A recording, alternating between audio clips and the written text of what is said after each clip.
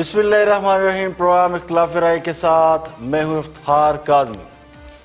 کہنے والے تو کہتے ہیں جی کا جانا ٹھہر گیا ہے، اسلام آباد کی سیاسی فضا میں تبدیلی کی ہوائیں چل رہی ہیں، اور بہت سے لوگ یہ کہہ رہے ہیں کہ خان صاحب اب لاڈلے نہیں رہے۔ کل تک خان صاحب یہ فرما رہے تھے کہ ان کے علاوہ کوئی آپشن نہیں، اب وہ یہ کہہ رہے ہیں کہ اگر -1 ہو بھی گیا تو نظریے سے پیچھے نہیں ہٹیں گے۔ سوال یہ کہ ایک ہی روز میں ایسی کیا تبدیلی آئی کہ خان صاحب کے علاوہ کل تک کوئی آپشن نہیں تھا، اور اگلے دن وہ اسمبلی میں کھڑے ہو کر یہ فرماتے ہیں کہ کرسی آنی جانی چیز ہے لیکن نظریہ باقی رہنا چاہیے۔ خان صاحب نے کھول کر بتا دیا ہے کہ وہ جا بھی سکتے ہیں، اور جو جانے کی باتیں کی جا رہی ہیں وہ بے بنیاد نہیں ہیں، تو انڈائریکٹلی وہ اس بات کی بھی تصدیق کر رہے ہیں کہ -1 فارمولہ کہیں نہ کہیں ڈسکس ہو رہا ہے اور وہ اپلائی بھی ہو سکتا ہے۔ میں نے یہ نہیں کہا کہ ہماری گورنمنٹ نہیں جانے والی، یا میں نے یہ نہیں کہا جس طرح کبھی کو کہ جی کرسی بڑی مضبوط ہے۔ کوئی مضبوط نہیں ہوتا، آپ آج ہیں کل نہیں ہیں۔ ہماری جماعت کو، ہماری گورنمنٹ کو کوئی نہیں کرا سکتا جب تک کہ ہم اپنے نظریے پہ کھڑے رہیں، اپنے پرنسپل۔ سارا شور مچا ہوا کہ کسی طرح بس 6-7 لوگوں کو عمران خان کہہ کہ جی فکر نہ کرو میں NRO آپ کو دے دیا، کسی طرح -1 کروا کے یہ بچ جائیں گے۔ یہ -1 ہو بھی گیا تو باقی بھی کوئی ان کو نہیں چھوڑے گا انشاءاللہ۔ تو پچھلے چند دنوں کی ایکسرسائز سے لگتا یوں ہے کہ جن کی گردن میں سریا تھا وہ نکل چکا ہے۔ خان صاحب نے 2 سال اراکین اسمبلی اور اتحادیوں کو گھاس نہیں ڈالی، مقتدر حلقوں کی بھرپور سپورٹ سے انہوں نے جو چاہا وہ حاصل کر لیا، لیکن حکومت کی 22 ماہ کی کارکردگی سے بہت سی طاقتیں جو خان صاحب کے ساتھ کھڑی نظر آتی تھیں انہوں نے بظاہر خود کو نیوٹرل کر لیا۔ تو بجٹ کی منظوری کے بعد آئینی طور پر وزیر اعظم کے خلاف فوری طور پر تحریک عدم اعتماد نہیں لائی جا سکتی۔ اس کے باوجود خان صاحب جو قوم سے کہا کرتے تھے کہ گھبرانا نہیں، اب خود گھبرائے ہوئے نظر آتے ہیں۔ وزارت عظمیٰ ملنے کے بعد پہلی بار خان صاحب نے پارٹی کے سربراہ کے طور پر بیہیو کرنا شروع کر دیا ہے اور اپنے اراکین کو نظریے پر اکٹھا ہونے کی تبلیغ کر رہے ہیں۔ اب سوال یہ اٹھ رہا ہے کہ خان صاحب کا وہ نظریہ کیا ہے جس نظریے کی وہ بات کر رہے ہیں۔ پچھلے چند مہینوں کو دیکھیں تو پچھلے چند مہینوں میں جو سب سے بڑا نظریہ نظر آیا وہ یو ٹرن تھا۔ ہر فیصلے اور بیان اور پالیسی پر خان صاحب نے یو ٹرن لینے کے جو ریکارڈ قائم کیے ہیں وہ اب تاریخ کا حصہ بن چکے ہیں۔ خان صاحب ملک سے کرپشن کے خاتمے کا نظریہ لے کر آئے تھے، لیکن آج ان کی حکومت کے عام عہدیداروں پر کرپشن کے کئی الزامات ہیں۔ چینی سکینڈل سے لے کر پیٹرولیم سکینڈل تک اربوں روپے کی لوٹ مار اب بھی جاری ہے۔ تو خان صاحب کرپٹ لوگوں کا تعلق خواہ اپوزیشن سے ہو یا پھر حکومت سے ہو، احتساب کے عمل میں یعنی احتساب کو شفاف رکھنے میں ناکام رہے ہیں۔ بظاہر احتساب کرنے آئے تھے لیکن وہ انتقام بن چکا ہے، تو اس میں صرف اپوزیشن کو نیب سے رگڑا لگانا اسی کو احتساب سمجھ لیا گیا ہے، اور انتقامی کارروائی کیا اسے نظریہ کہا جا سکتا ہے؟ تو خان صاحب یہ فرما رہے ہیں کہ نظریے پر قائم رہے تو ان کی حکومت کوئی نہیں گرا سکتا۔ تو لوگ اب اس نظریے کو ڈھونڈ رہے ہیں جس کی بنیاد پر حکومت قائم رکھی جا سکتی ہے۔ سارے میرے خرچے سب کچھ میں اس لیے کرتا ہوں کہ مجھے کبھی فکر نہ ہو اپنی کرسی چھوڑنے کی، کبھی بھی مجھے اپنے اصولوں پہ اور نظریے پہ کمپرومائز نہ کرنا پڑے۔ کبھی بھی آپ کو اپنی کرسی چھوڑنے سے گھبرانا نہیں چاہیے۔ کرسی آنے جانے کی چیز ہے، لیکن جو آپ کو کبھی چھوڑنا نہیں چاہیے وہ ہے آپ کا۔ تو دنیا مکافات عمل ہے۔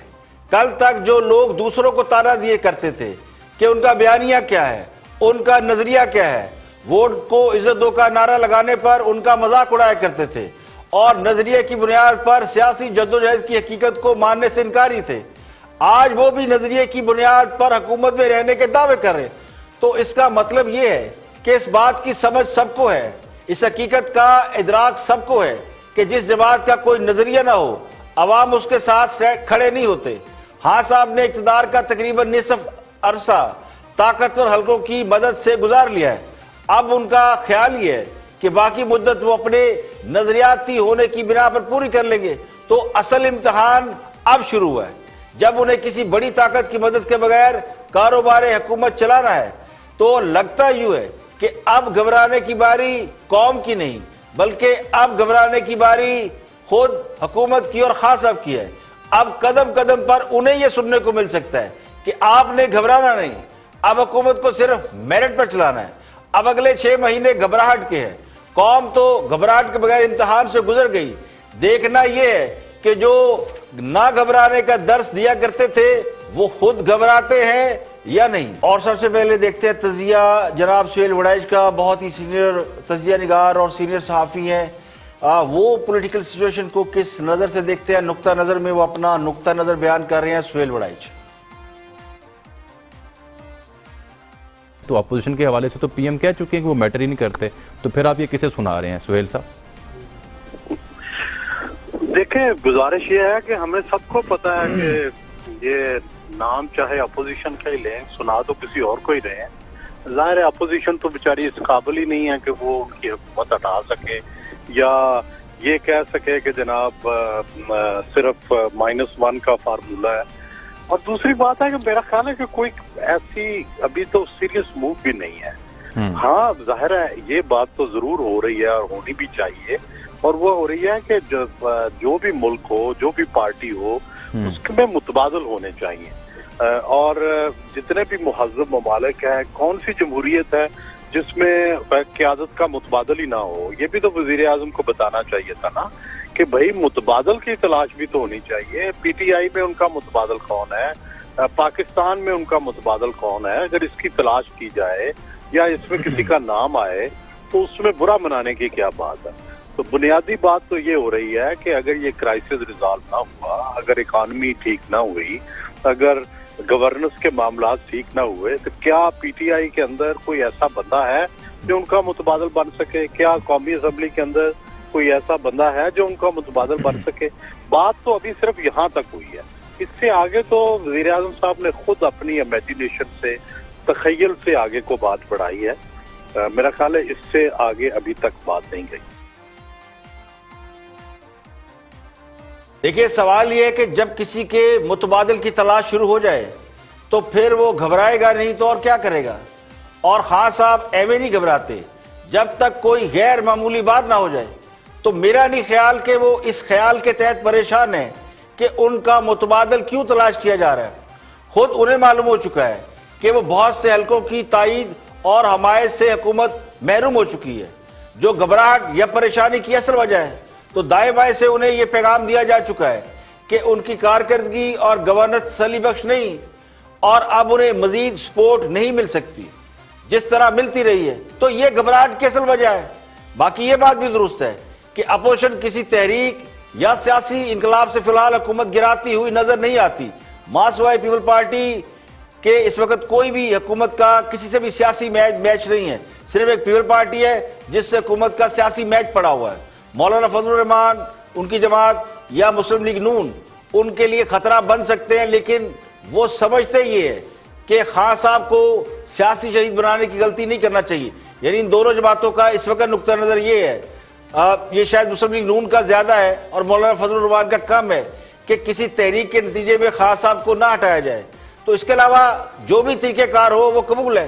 تو حقیقت یہ ہے کہ صرف متبادل کی تلاش نے خان صاحب کو پریشان نہیں کیا، بلکہ پریشانی ان کشتیوں کے جل جانے کی ہے جن پر انہیں ساحل تک پہنچنے کا شرف حاصل ہوا تھا۔ یہاں پہ لیں گے بریک، اور یہ بڑا ہارٹ موضوع ہے، اس پر بریک پہ سے آنے کے بعد بھی بات کریں گے۔ اس کے علاوہ اور بھی ہم خبریں ہیں۔ وفاقی وزیر ہوابازی غلام سرور ایوان کو وزارت سے ہٹانے کے لیے کورٹ میں رٹ دائر کی گئی تھی، اس کا بھی فیصلہ آیا ہے، وہ بھی بریک کے بعد آپ کے ساتھ شیئر کریں گے۔ اس کے علاوہ ڈپٹی چیئرمین سینٹ سلیم مانڈی والا کو نیب نے نوٹس جاری کیا ہے۔ ایک بریک کے بعد جب حاضر ہوں گے تو پھر مزید بات کریں گے کیا آپ پیپل پارٹی جو ہے وہ نیب کے شکنجے میں آ رہی ہے۔ بریک کے بعد حاضر ہوتے ہیں۔ ویلکم بیک، آپ دیکھ رہے ہیں پروگرام اختلاف رائے، میں افتخار کاظمی۔ بریک کے بعد حاضر خدمت ہے سابق وزیر اعظم شاہد حقان عباسی، گفتگو کر رہے ہیں کاشف عباسی کے ساتھ۔ دیکھتے ہیں کہ وہ اس موجودہ صورتحال کے اوپر، سیاسی صورتحال کے اوپر ان کا ٹیک کیا ہے۔ واچ شاہد حقان عباسی۔ جب یہ بہت سے جو اتحادی ہیں انہوں نے ناراضی شروع کی، جب انہوں نے اپنی शिकवे शिकायतें शुरू किए तो वज़ीर आज़म को और उनके कुछ साथियों को एहसास हुआ कि शायद ये जो मामला है ये संगीन होता चला जा रहा है, बड़ा पेचीदा मामला है। लेकिन कल जो बजट मंजूर हुआ तो उसमें 160 थे, यानी कि जो हुकूमत के अपने मेंबर्स और उसके जो इत्तेहादी थे तो वो 160 थे, और जो सिंपल मेजॉरिटी है प्राइम मिनिस्टर के लिए वो 172 होती है। तो वो एक तो वो नंबर पूरा नहीं हुआ 172 का। फिर ये जो बजट में जिन लोगों ने हुकूमत को वोट दिया इसमें काफ लीग भी शामिल थी, जो सबको पता है नाराज है, प्राइम मिनिस्टर के डिनर में नहीं गए थे। फिर इसमें कुछ और भी लोग हैं जो कि कुछ वुज़रा की वजह से और आमिर डोगर जो चीफ विप हैं तहरीक इंसाफ के, उनकी वजह से चले गए थे, लेकिन उनकी वज़ीर आज़म से अभी तक नाराजगी जो है वो दूर नहीं हुई या शिकवा शिकायत अभी तक खत्म नहीं हुआ, और उनके मुस्लिम लीग नून से भी राब्ते हैं। तो इसलिए वज़ीर आज़म साहब को ये एहसास हो गया कि उनकी जो कौमी असम्बली में सिंपल मेजॉरिटी है वो खतरे में है, और कल बजट में जो नंबर सामने आया उसमें वो बिल्कुल सामने आ गई है। और अपोजिशन जो है उसके भी नंबर 119 था, लेकिन उनके भी को 8-10 मेंबर जो है वो कल मिसिंग थे। वो क्यों मिसिंग है इसका अपोजिशन के पास भी कोई जवाब नहीं है, लेकिन जो उनके मेंबर हैं उन्होंने कल हुकूमत को वोट नहीं दिया। तो ये जो सूरत हाल है ये इमरान खान साहब के लिए तशवीशनाक सूरत हाल थी। पिछले बजट सेशन में उनके लिए इतनी मुश्किल नहीं थी, इस दफा उनको काफी मुश्किलात का सामना करना पड़ा है। पिछले साल मिन्नत समाजत के बगैर उनका बजट मंजूर हो गया था, इस साल बहुत ही मिन्नत समाजत के बाद उनका बजट मंजूर हुआ है। तो ये वो वजह है जिसकी वजह से इमरान खान साहब को ये आज कहना पड़ा कि अगर -1 हो भी गया तो जो नया आएगा वो भी आपको नहीं छोड़ेगा, क्योंकि अब उनको देखिए, बीएनपी के सरबरा अख्तर मैंगल का हुकूमती इत्तेहाद से अलग होना, दूसरे नंबर पर फवाद चौधरी की तरफ से पार्टी के अंदर के राज खोलना या मुबैना तौर पर दरार डालने की कोशिश करना, इस बात की तरफ इशारा करते हैं कि खान साहब को मतलूबा सहूलत फिल वक्त मुयसर नहीं है। तो इसी तरह का माहौल बन चुका था कि जैसे बजट पास नहीं होगा और खान साहब के पास मेजोरिटी नहीं रही, इसके बरक्स बजट पास कराने के इंतजामात मौजूद रहे, क्योंकि बजट का ताल्लुक हुकूमत से ज्यादा रियासती मामला से होता है। तो अपोजिशन जब पूरी मौजूद ही नहीं थी, बजट अपोज ही नहीं हुआ, तो इंतजाम तो मौजूद था। अब इसका फायदा खास सबको है कि बजट मंजूर हो गया, अगले कुछ हफ्ते या कुछ महीने तहरीक अदम-ए-एतमाद से उन्हें हटाया नहीं जा सकता। लेकिन असल मसला इससे नहीं है, बल्कि असल मसला उन खबरों से है जिसके हवाले से एक बहुत सीनियर तजिया निगार ये कह चुके हैं और ये सोशल मीडिया पर मौजूद है कि ताकतवर हल्कों ने खान साहब को ये पैगाम दिया है, ये कहा है कि अपनी जगह वो किसी और को ले आए। तो 3-4 नाम लिए जा रहे हैं जिनमें शाह महमूद कुरैशी, परवेज खट्टक या सद उमर के नाम लिए जा रहे हैं, और शायद अपोजिशन भी इन नामों पर राजी होने का सिग्नल दे चुकी है। तो मुझे नहीं पता कि इस पैगाम में कितनी हकीकत है, ये दुरुस्त है या नहीं, क्योंकि ये मेरे ज़राए से खबर नहीं है। लेकिन मैं ये जरूर कह सकता हूं कि इस पैगाम के असरात जरूर महसूस किए जा सकते हैं। इसी हवाले से अपोजिशन का पॉइंट ऑफ व्यू भी देखते हैं। शाहिद खान अब्बासी साबिक वज़ीर आज़म हैं, वो क्या कहते हैं इस मौजूदा सूरत हाल में और बजट पास किए जाने वाले मामले पर, उनका क्या टेक है। वॉच शाहिद खान अब्बासी। मैंने कल ये बात की है जो आप बात करें ना 160 मेंबरान की, कल जो एक दोस्त मेरे उनसे बात हो रही तहरीक इंसाफ की, मैं कहती आपके वोट शॉर्ट है, 160 वोट पड़े। उन्होंने कहा देखे 4 नाम उन्होंने गिना दिए, तुम्हारे सामने उठ के चले गए जब हमें पता चल गया कि ऑपोजिशन के नंबर बहुत कम है, इस वजह से।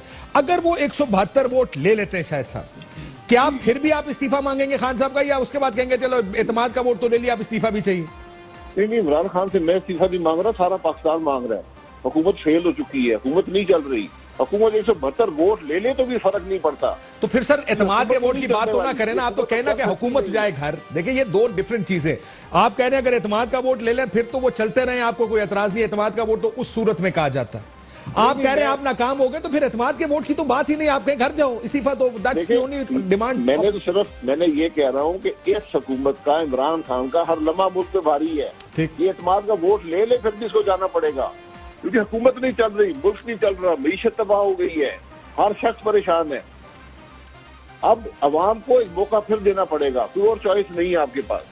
सो एतमाद का वोट तो फिर इररेलेवेंट हुआ ना शायद भाई? सर एतमाद का वोट रेलिवेंट इस हवाले से है कि हुकूमत लगी रही 2 हफ्ते, हर किस्म का जोर लगाया, 160 मेंबर आए। ये वक्त था कि जब हुकूमत के बारे में हर किस्म की बातें इत्तेहादी छोड़ छोड़ के भाग रहे, آپ شو کرتے کہ ہاں میرے میجورٹی ہے، لیکن میجورٹی سے بھی فرق نہیں پڑتا. حکومت تو ناکام کی ناکام ہے، میجورٹی ہو یا نہ ہو.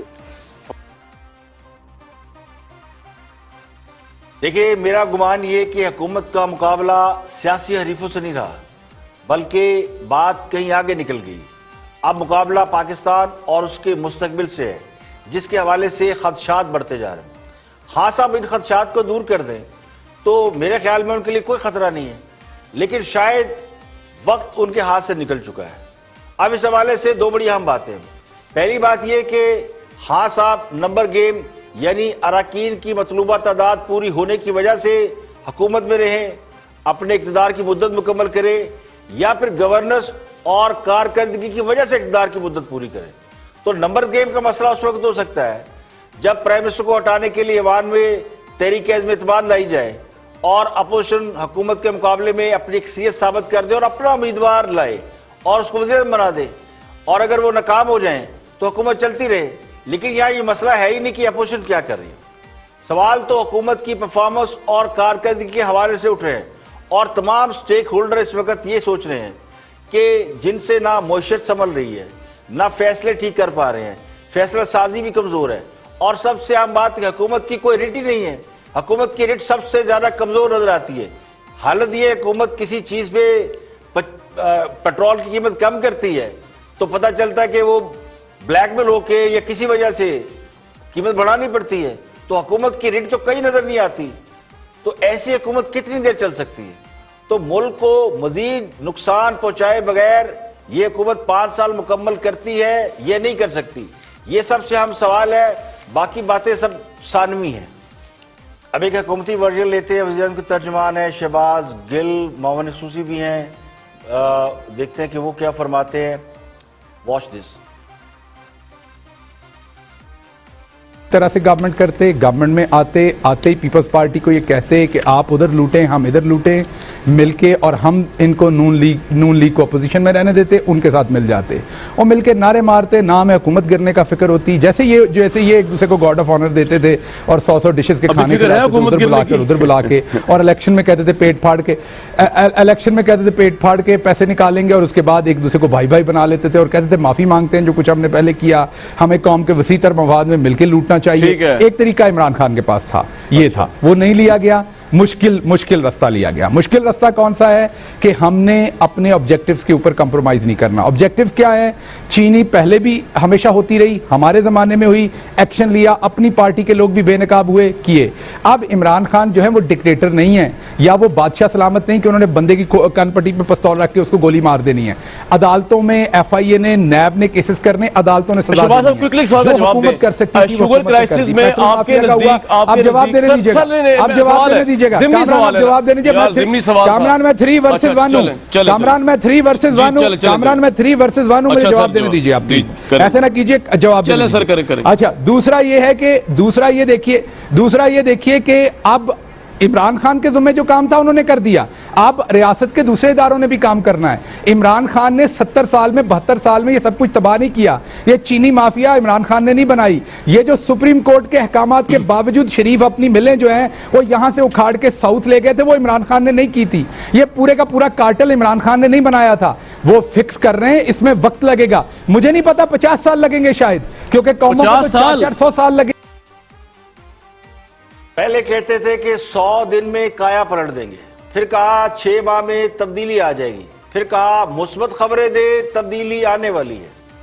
آج یہ فرما رہے ہیں کہ سسٹم خراب ہے اور تبدیلی کرنے میں 5 سال لگیں گے. تو اسے ٹرک کی بتیاں نہیں کہتے تو اور کیا کہتے ہیں؟ یعنی بڑے میاں تو بڑے میاں، چھوٹے میاں سبحان اللہ. اب یہ کہا جا رہا ہے کہ وزیر اعظم کے پاس 2 راستے تھے، مشکل راستہ اور آسان راستہ، تو انہوں نے مشکل راستہ اختیار کر لیا. سبحان اللہ. اس کا رزلٹ یہ ہے کہ آج پورا پاکستان ہی مشکل میں ہے. میرے نزدیک خان صاحب کو صرف ایک راستہ اختیار کرنا چاہیے تھا، اور یہ میں بڑا سنسیریٹی کے ساتھ کہہ رہا ہوں کہ وہ صرف اپنے وعدوں پر عمل کرتے جو انہوں نے وعدے کیے تھے.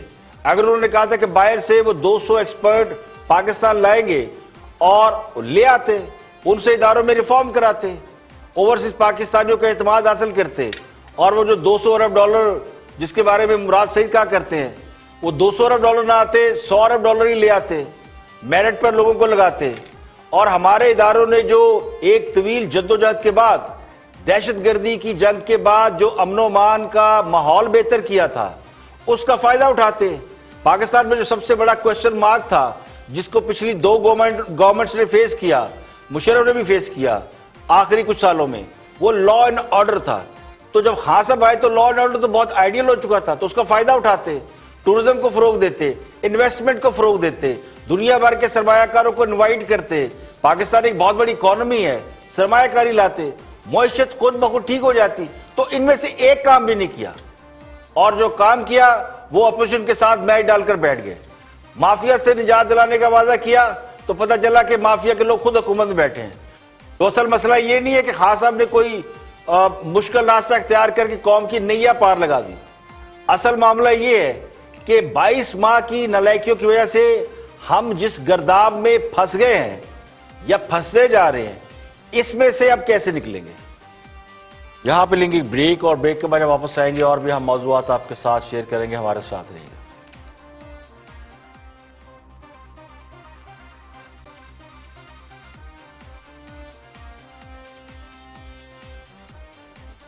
ویلکم بیک، آپ دیکھ رہے ہیں پروگرام اختلاف رائے اور میں ہوں افتخار کاظم۔ بریک کے بعد حاضر خدمت ہے، آگے بڑھتے ہیں اور پیپلز پارٹی کی ترجمان پرویز شیخ خان بات کر رہی ہے۔ پرائم منسٹر نے کل تقریر کے دوران پیپلز پارٹی کے چیئرمین بلاول بھٹو کے حوالے سے کچھ ان کی نقل اتاری، اس پہ بات کی۔ پیپلز پارٹی اس پہ خاصی ناراض ہے، پرویز شیخ اس پہ بات کر رہی ہیں، دیکھتے ہیں کیا فرماتی ہیں۔ صاحبہ اس کرٹیسزم میں ویٹ ہے کہ دراصل میں پارٹی کے چیئرمین نے سٹرگل نہیں کی، ان کو پتہ نہیں ہے کہ دراصل میں نیچے سے لے کے اوپر کس طرح آیا جاتا ہے؟ نہیں، انہوں نے سٹرگل نہیں کی، سٹرگل صرف 22 سال انہوں نے کی، جس سے ایک بات جو ہے وہ ثابت ہوتی ہے کہ آپ 22 سال کسی کتابیں لاتے رکھیں تو وہ لیڈر نہیں بنتا۔ اور جہاں تک نقل اتارنے کی بات ہے، یہ ان کا ایک نیا ٹیلنٹ ہے۔ Parvez, that was very unfair saying that on national television. You should take your words back. Take your words back. I would request you. مسکرے کی طرح ہنساتے ہیں اور شاہی مسکرے کی طرح نقل اتارتے ہیں۔ شرم کا مقام ہے، اور ہماری جیسی قوم کو یہ مصیبت جو ان پر لاد دی گئی ہے کہ جب کچھ کرنا نہ آئے تو ہاتھ نچا کے مسخروں کی طرح، رائل جیسٹرز کی طرح، شاہی مسخروں کی طرح نقلیں اتارتے رہو، اپنے ہی آپ کو دکھاتے ہو کہ کیا کیلیبر ہے تمہاری لیڈرشپ کا۔ یہ کیلیبر ہے عمران خان کی لیڈرشپ کا۔ جب جواب نہ بن پائے، جب تقریروں کا جواب نہ سمجھ جائے تو پھر نقل اتارو۔ تمہارے جتنے لوگ تھے تم پہ ہی ہنس رہے تھے۔ اور دوسری بات، یہ کہتے ہیں نا میں چلا جاؤں گا، میرے پیچھے سے جو ہے وہ پیچھا کریں گے، یہ جائیں 24 گھنٹے بھی نہیں گزریں گے، منصور آپ بھی یہی ہیں، ہم بھی یہی ہیں، یہ تمام ان کے جو ادھر ادھر سے جمع کیے ہوئے لوگ ہیں، یہ اپنے سی وی پکڑ کے اگلی نوکری کی تلاش میں ہوں گے، جو ابھی سے ہیں، جو راتوں کے اندھیرے میں ابھی سے لیڈرشپس کو دوسری پارٹیز کی لکھتے ہیں نوٹس، ابھی سے تو سامنے آ گئے ہیں اور کچھ چھپ کے کرتے ہیں۔ لیکن ہمارا وزیر اعظم صاحب ہے کہ وہ نیشنل اسمبلی کے فلور پر کھڑے ہو کر نقلیں اتارتی ہیں۔ یہ ہے ان کی لیڈرشپ کا معیار، یہ ہے 22 سال کی جدوجہد کے میں نے نقل اتارنا۔ پیپلز پارٹی والے اس بات پر شدید ناراض ہیں کہ خان صاحب ان کے لیڈر کی نقل اتارتے ہیں، یعنی بلاول بھٹو کی ممکری کرتے ہیں، جو کہ وزیر اعظم کے عہدے پر بیٹھے کسی شخص کو زیب نہیں دیتا کہ وہ کسی کا تمختر اڑائے، مذاق اڑائے۔ خان صاحب جب دھرنے میں تھے اور کنٹینر پر کھڑے ہو کر تقریر کیا کرتے تھے تو بہت سے سیاسی رہنماؤں کی اسی طرح نقل اتارا کرتے تھے، لوگ اس سے محظوظ ہوتے تھے، کیونکہ دھرنا بڑا لمبا تھا 126 دن کا، تو تھوڑی بہت انٹرٹینمنٹ خاصا فراہم کر دیا کرتے تھے۔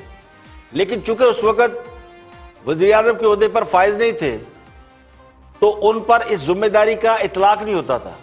اب وہ پرائم منسٹر ہیں تو وزیر اعظم کے عہدے کا تقاضا ہی ہے کہ چونکہ وہ سب کے وزیر اعظم ہیں تو کسی کا مذاق نہ اڑائیں، اسے وزیر اعظم کے منصب کے شایان شان نہیں سمجھا جاتا، کیونکہ لوگ پھر وزیر اعظم کے منصب کو عزت نہیں دیں گے، اور بدقسمتی سے اس وقت ایسا ہی لگ رہا ہے۔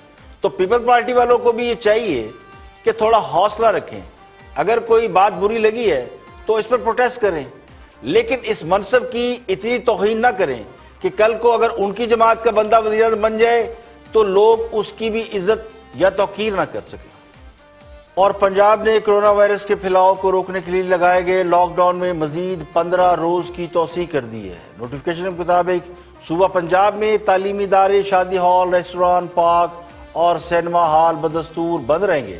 سماجی و مذہبی اجتماعات، کھیل کی سرگرمیوں کے لیے اکٹھا ہونے کی اجازت نہیں ہوگی، جبکہ تمام کاروباری مقامات صبح 9 سے 7 بجے تک سوموار تا جمعہ کھلے رہیں گے۔ لاہور میں بھی کرونا کیسز کی وجہ سے علاقے بند تھے، ان میں کرونا کیسز کی کمی کے باعث 15 روز قبل مکمل سیل کیے جانے والے 60 سے زائد علاقوں کو کھول دیا ہے۔ محکمہ داخلہ پنجاب نے شہر کے 7 علاقوں میں جاری مکمل لاک ڈاؤن میں مزید 3 روز کی توسیع کر دی ہے، جس کا نوٹیفیکیشن جاری کر دیا گیا ہے۔ نوٹیفیکیشن کے مطابق Gulberg, garden town, Faisal town, model town, Gulshan Ravi اور وال سٹی کے علاقے 3 جولائی تک بند رہیں گے، جبکہ 60 سے زائد علاقوں کو کیسز میں کمی کے بعد آج سے کھول دیا گیا۔ ان علاقوں سے پولیس کی نفری ہٹا لی گئی ہے۔ نوٹیفیکیشن کے مطابق صوبے بھر میں پہلے سے جاری سمارٹ لاک ڈاؤن 15 جولائی تک جاری رہے گا۔ راولپنڈی میں بھی کرونا کے بڑھتے کیسز کے باعث مزید 8 علاقوں کو سیل کر کے دفعہ 144 نافذ کر دی گئی ہے۔ ان علاقوں میں گلزار قائد، خیابان سر سید، ڈھوک، علی اکبر، کوٹ کلا، مورگا، تخت پڑی، نرنکاری بازار اور باڑہ مارکیٹ شامل ہیں۔ فیصل آباد میں کرونا کے پیش نظر 8 بازاروں اور ملکہ مارکیٹوں میں جاری سمارٹ لاک ڈاؤن 14 روز کے بعد ختم کر دیا گیا۔ سوتر منڈی، کپڑے کی بڑی مارکیٹیں کھول دی گئی ہیں، کاروباری سرگرمیاں بحال ہو گئی ہیں، جبکہ سمندری اور چک جمرہ کے کاروباری مراکز کو بھی کھول دیا گیا ہے۔ گوجرانوالہ کے بھی 6 علاقوں میں سمارٹ لاک ڈاؤن لگایا گیا تھا، ان میں سے 4 علاقے کھول دیے گئے ہیں۔ Satellite town, model town, Ahmad Nagar اور قلعہ دیدار سنگھ ان میں شامل ہیں۔ بابڈا ٹاؤن کی 9 گلیوں یعنی 9 اسٹریٹ اور پیپل کالونی کے ایکس اور وائی بلاک میں لاک ڈاؤن برقرار ہے۔ بلوچستان حکومت نے صوبے بھر میں سمارٹ لاک ڈاؤن میں مزید 15 دن کی توسیع کر دی ہے، اور نوٹیفیکیشن کے مطابق بلوچستان میں تعلیمی ادارے 15 جولائی تک بند رہیں گے۔ بازار اور مارکیٹیں معمول کے مطابق صبح 9 سے 7 بجے تک کھلیں گی۔ میڈیکل سٹور، تندور، ڈیری پروڈکٹس، درزی کی دکانیں، ریسٹوران، ہوٹل ہوم ڈیلیوری کے لیے 24 گھنٹے کھلے رہ سکتے ہیں۔ تاہم فارم ہاؤسز، شادی ہال اور پکنک پوائنٹس بدستور بند رہیں گے۔ تو گزشتہ 24 گھنٹوں کے دوران ملک بھر میں مزید 4133 افراد میں کرونا کی تشخیص ہوئی ہے، جبکہ مزید 91 افراد جان کی بازی ہار چکے ہیں۔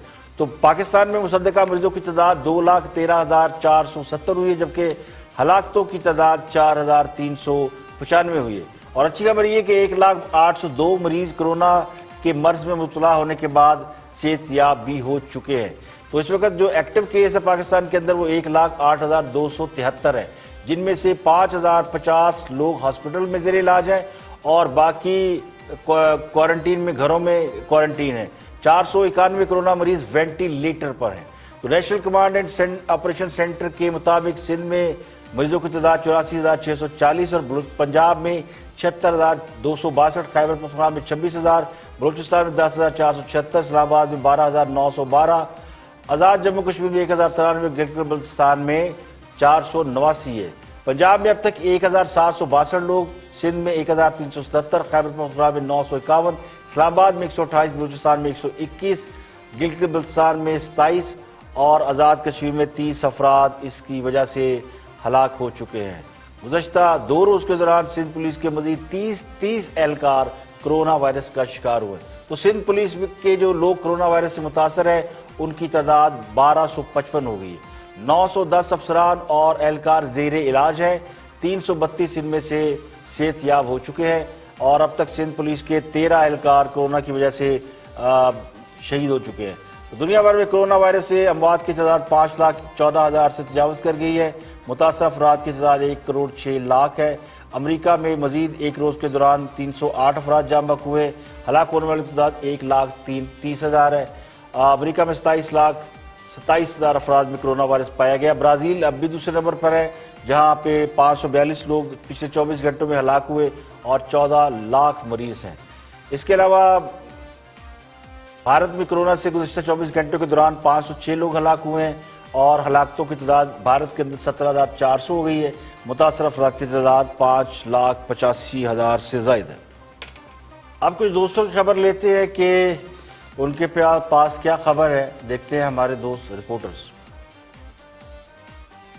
आगे बढ़े ही ना, और वो मोतबर और मुअज़्ज़ज़, उन्होंने जब उन पे उंगली उठी तो उन्होंने क्या किया, उन्होंने कहा कि पूरा मुल्क इस वक्त गंदा है, तमाम ओहदेदार गंदे हैं, करप्ट हैं, पहले इनसे हिसाब लें फिर मैं दूंगा। अच्छा, ठीक है जी। और अब अपनी पसंद के मुताबिक उन्होंने सब कुछ करवाया जिन पे उनको इत्मीनान था। जब उन्होंने भी कह दिया कि हिसाब तो दे दें, तो 3 नोटिस जा चुके हैं, मौसूफ नोटिस नहीं वसूल कर रहे। तो अब किस चीज का इंतजार है उनको?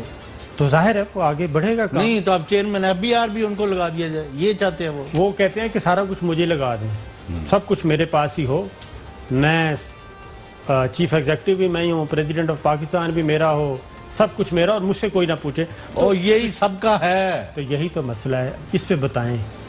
यानी आप तू इधर उधर की ना बात कर, ये बता के काफिला क्यों लुटा। मुझे कहानियां नहीं चाहिए, मुझे गुफ्तगू नहीं चाहिए। उधर माफिया बैठा है, उधर बैठा है, इधर बैठा है, वो आ गया, इधर आ गया। Sorry, give me results. Ehsan Iqbal को हम आपके साथ हैं आपकी दयानतदारी की वजह से, लेकिन इसका ये मतलब नहीं है कि हम लोग बिलकते रहे और हम आंखों पर पट्टी बांध के देखते रहे। चौधरी साहब, मैं नहीं बोल दी मेरे च मेरा यार बोल दा। तो मेरे दोस्तों के लबो लहजे में जो सवाल है, मेरा गुमान ये कि सवाल भी इनके नहीं है, ये सवाल उनका है जो अब हुकूमत से नाला है। वरना कल तक जो लोग हुकूमत के कसीदे सुनाया करते थे, आज वो हुकूमत से अगर ये कहें कि तू इधर उधर की ना बात कर, ये बता के काफिला क्यों लुटा, मुझे राहजनों से गिला नहीं, तेरी राहबरी का सवाल है। आज वो रहबरी पर सवाल उठा रहे हैं, कप्तानी पर सवाल उठा रहे हैं। अब टीम उनके नजदीक कसूरवार नहीं, तो लबो लहजे में तब्दीली ये बताती है कोई तो है जो निज़ाम सियासत चला रहा है। कल तक जो खुलकर हमायत कर रहे थे, आज वो चैलेंज कर रहे हैं, सवाल उठा रहे हैं। तो खान साहब की परेशानी का बायस उन लोगों के लबो लहजे की तब्दीली है जो कल तक उनके मदासरा थे, और बहुत से लोग हैं, एक लाइन लगी हुई है। और अगर आज वो बदले हुए हैं तो उसकी वजह यही है कि मैं नहीं बोल दी, मेरे मेरा यार बोल दा। आज के लिए इतना ही, कल फिर हाजिर होंगे मजीद खबरों, तबसरों, तजज़ियों के साथ। प्रोग्राम इख्तिलाफ राय से इफ्तिखार काज़मी को इजाज़त दें। अपना बहुत बहुत ख्याल रखिए।